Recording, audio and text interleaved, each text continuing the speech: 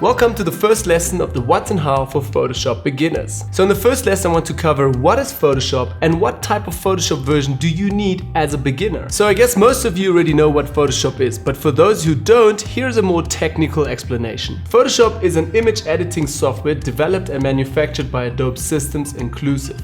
Photoshop is considered one of the leaders in Photoshop editing software. The software allows users to manipulate, crop, resize, and correct colors on digital photos. The software is particularly popular amongst photographers and graphic designers. So all in all, Photoshop is a photo editing software that we photographers or graphic designers use to enhance, create, manipulate, or create really remarkable images. So let's start talking about what type of Photoshop version do you as a beginner really need. When starting out with Photoshop, first ask yourself these 4 questions. Will I use Photoshop for my business? Will I use Photoshop for my hobby? Will I use Photoshop on a daily basis? And do I really need Photoshop Creative Cloud?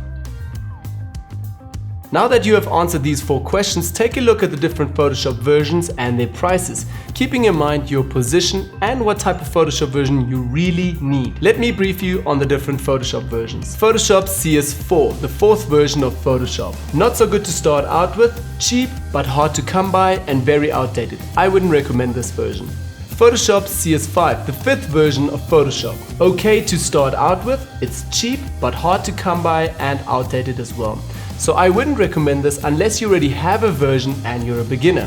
Photoshop CS6, the 6th version of Photoshop. Good to start out with, the price lying around 250 US, still available from a few online stores. Research this a little bit on Google to find your local store.